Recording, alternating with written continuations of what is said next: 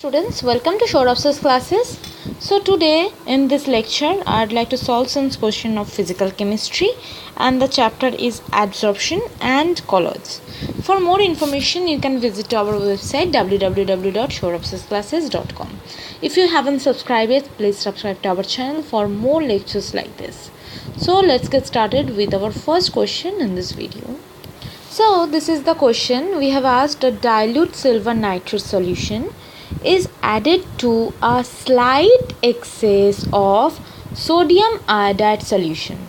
So a dilute silver nitrate solution is added to a sodium iodide solution. A sol of AgL is formed whose surface absorbs. So these are the options for this question. So when, according to the question, silver nitrate, that is AgNO3, is added to a slight excess of sodium iodide, that is NaI, that is a slight excess, then the reaction that will happen will form NaNO3 plus Agi, that is silver iodide, and this is yellow in color. Okay, so that will precipitate it. If this excess NaI that is added, Agi will selectively absorb the ion to which it is chemically similar,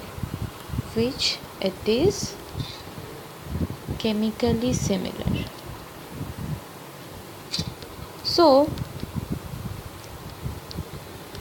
here the thing will happen is NaI on dissociation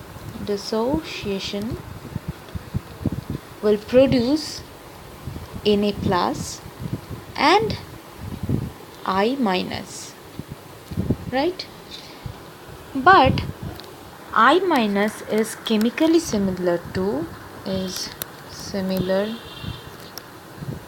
the yellow precipitate of Agi, that is silver iodide. Hence it will absorb I minus. So Agi plus I minus will form Agi whole into I minus. This is the complex that will form. So here, according to the question, answer will be I minus. So option A will be our answer for this particular question here. Now moving to the next question of this lecture. So here this is the question of flocculation value of K2SO4 is much less than that of KBr for solution Sol A. That is, flocculation value of CaCl2 is much less than that of NaCl for Sol B. Which of this following statement is correct now? There are four statements we can see. First is Sol A is negatively charged and Sol B is positively charged. Second is both sols are positively charged. Third one is Sol A is positively charged, Sol B is negatively charged. And fourth is both sols are positively charged. So here our answer will be like, according to the Sulz-Hardy rule,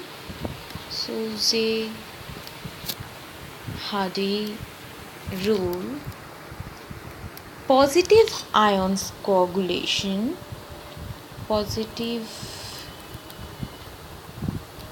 ions that coagulates negatively.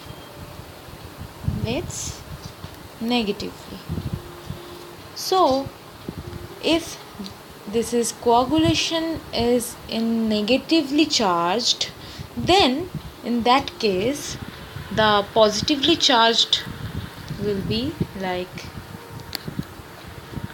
the positively charged Sol will be K2SO4 and KBr, that will be dissociate as, for first K2SO4,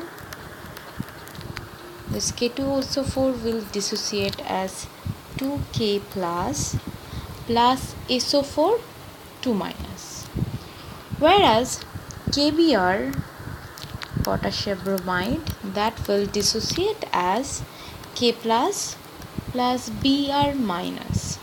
Okay, so here in both the cases the cation are same, that is K plus, but the anions are not same. One is SO4 2 minus, another one is Br minus. So for this is for K2SO4 and this is for KBr dissociation. So from here we can say this K2SO4, in case of K2SO4, the anion part, that is SO4 2 minus, it has a greater flocculation power than Br minus due to the higher negative charge. Hence K2SO4 will less flocculate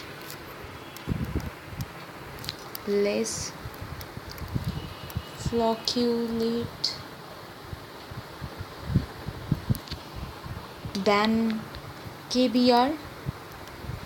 Hence Sol A is definitely positively charged. Okay, positively charged.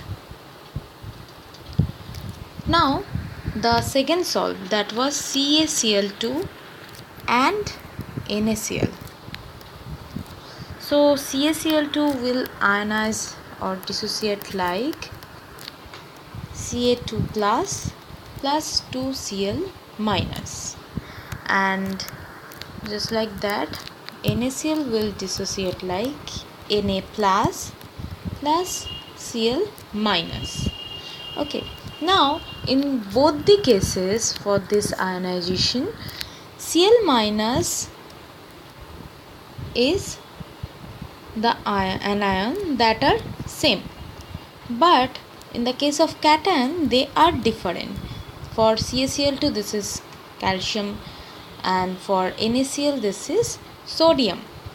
So hence we can say the value for flocculation, Ca2 plus has the greater flocculation than sodium due to the higher positive charge.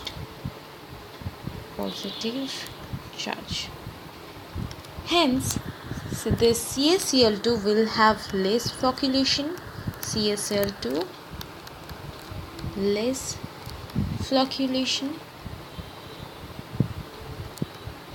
value than the NaCl. So Sol B will be negatively charged.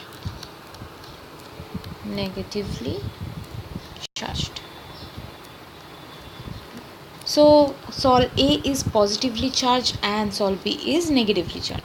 So here our third statement, that Sol A is positively charged while Sol B is negatively charged, will be the correct statement.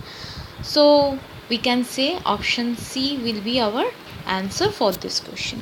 Thank you for watching this video. If you like the video, please like the buttons up, and if you have any query or any kind of doubt, then please comment us in the below section. Thank you for watching.